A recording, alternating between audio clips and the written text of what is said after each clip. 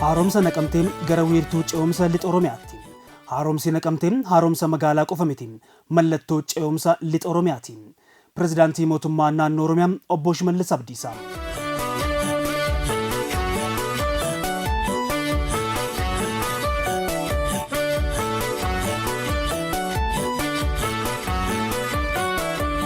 Lixa Oromiyaa qabeenya uumamaa fi namtolcheen haa badhaatu malee yeroo dheeraaf guutummaatti gara humna dinagdee badhaadhina hawaasa naannowichaaf mirkaneessuutti hin jijjiiramne.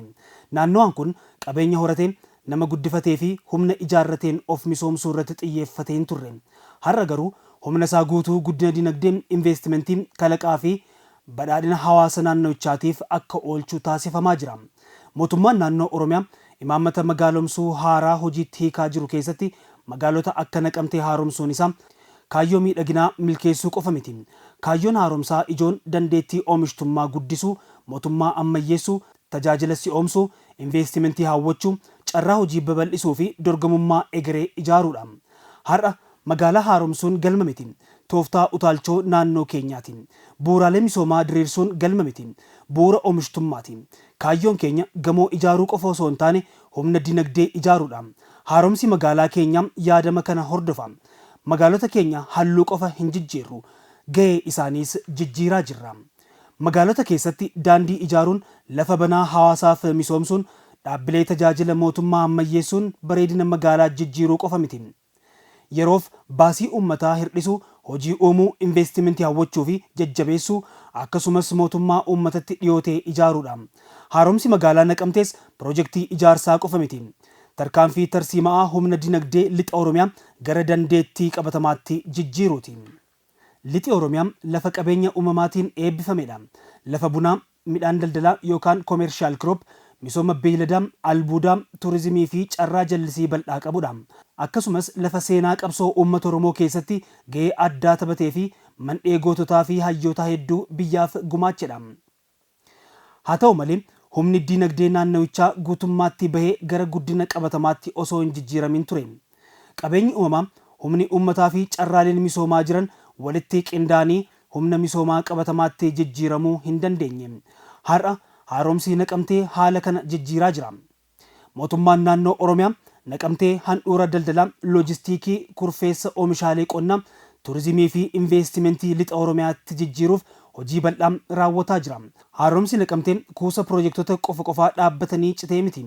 Pilaanii muummee yookaan maastar pilaan haaraa dilbii hawaas dinagdee lixa Oromiyaa guutuu yaada keessa galche irratti kan hundaa'edha. Ijaarsi buufata xayyaaraa Hayilee Fidaa, paarkiin qonna qindaa'aa Naqamtee, piroojektonni daandii, hawwata turizimii fi hojiiwwan misoomaa biroo qeenxeen kan dhaabbatan osoo hin taane qaama yaadama qindaa'aa tokkooti. Sochiin kun magaalota keenya lafa jireenyaa qofa osoo hin taane wiirtuu oomishaa, daldalaa, kalaqaa, teekinooloojii fi ogummaa, investimentii, turizimii fi badhaadhinaa taasisuudha.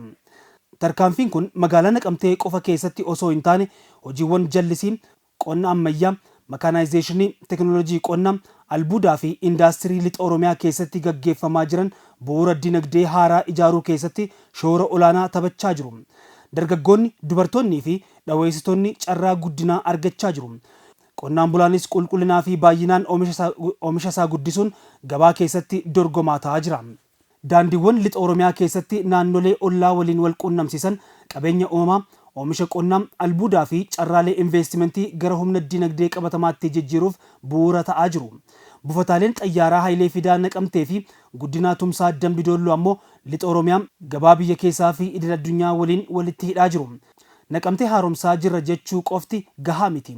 Sirna dinagdee Oromiyaa keessatti iddoo haaraa qabachiisaa jirra jechuutu sirriidha. Gahee ishee gara handhuura daldalaa, loojistiikii, indaastirii, turizimii, investimentii fi kurfeessa oomishaalee qonnaatti akka bal'ifatu dandeessisaa jirra.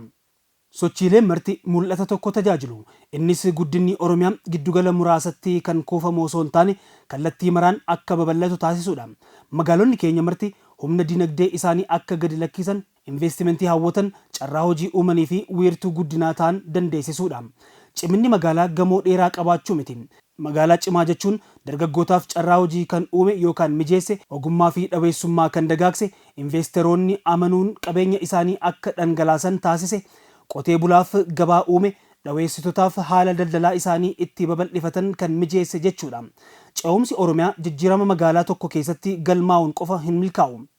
Dilbii oomishtummaa, kalaqa, investimentii, daldala, turizimii fi indaastirii magaalotaaf naannawaa isaanii keessatti jiru gara dandeettii qabatamaatti jijjiiruu barbaada.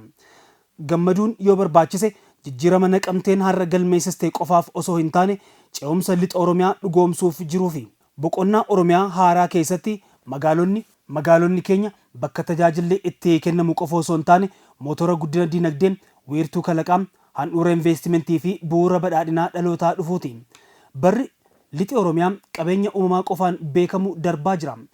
Har'a imala qabeenya isaa gara humna dinagdee, investimentiin, kalaqaa fi badhaadhinaatti jijjiiruu jalqabeen ce'umsa Oromiyaa keessatti gahee murteessaa taphachuu eegaleera. Naqamteen magaalaa guddachaa jirtu qofa miti. Magaalaa ergama haaraa fudhachaa jirtudha. Haaromsa magaalota keenyaatiin halluu qofa hin jijjiirru. Gahee isaanii jijjiiraa jirra. Pirezidaantii bulchiinsa mootummaa naannoo Oromiyaa Obbo Shimallis Abdiisaa.